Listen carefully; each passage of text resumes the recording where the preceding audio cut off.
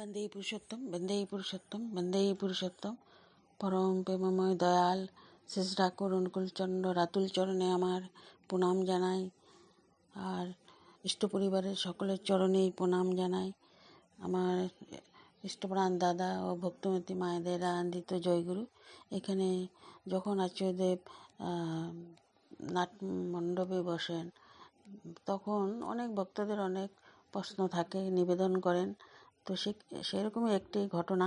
একজন মা একদিন পরম পূজ্যপাদ আচার্যদেবকে বললেন, আগে আমার 4 বছরের বাচ্চা খুব চঞ্চল, ওকে একটু আশীর্বাদ করে দেন। এ কথা শুনে বাবাইদা মাটিকে বললেন, আশীর্বাদ মানে কি বোঝেন? মাথার উপরে হাত রাখবো, একটা জ্যোতি বেরিয়ে ওকে স্থির করে দেবে এমন? আমি এরকম করি? মাটি উত্তর দিচ্ছেন না। তিনি বুঝিয়ে বললেন, আশীর্বাদ মানে অনুশাসনবাদ। যা যা করলে ঠিক পথে চলতে শিখবে সেইগুলো আয়ত্ত করানো।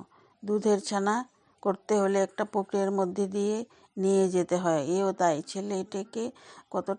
ছেলেকে কতটা ভালোবাসেন তাতে ওর কিছু যাবে আসবে না। ও আপনাকে কতটা ভালোবাসে তাই দিয়ে হবে ওর ভালো হওয়া। ঠাকুর আমাকে কতখানি ভালোবাসেন তাতে আমার কিছু যায় আসে না।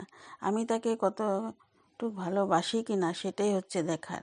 বাচ্চাদের মায়েরা এটাই শেখাতে পারে, তোকে যে আমি ভালোবাসি, তুই আমাকে ভালোবাসার জন্য কি করিস? তুই তো বাইরে গেলি, একটা সেফটি পিন নিয়ে এলি আমার জন্য। সবসময় বাবা মাই তাকে দেয়, সে ভাবে যে বাবা মা হচ্ছে একটি কামধনু যাদের দুইয়ে দুইয়ে জীবন চলে।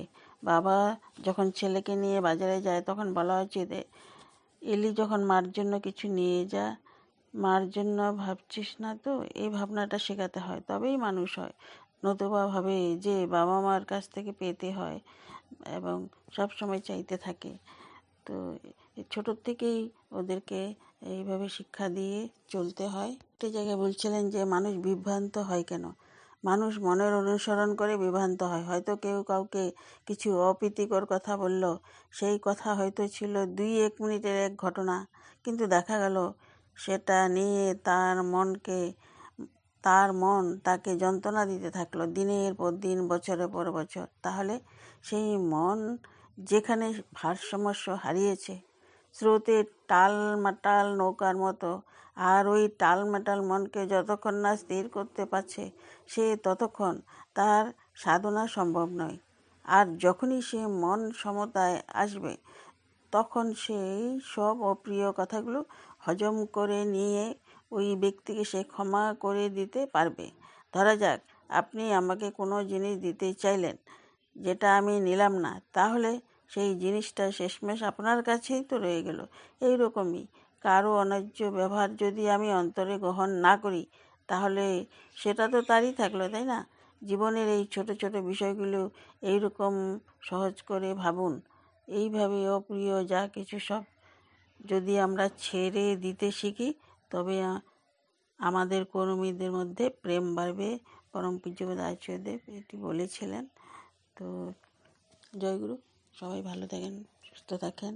সুন্দর সুন্দর কথাগুলো আমাদের শেখার অনেক প্রয়োজন আছে, জানতে হয়। আচার্যদেব প্রতিদিন বলে বলে দিচ্ছেন।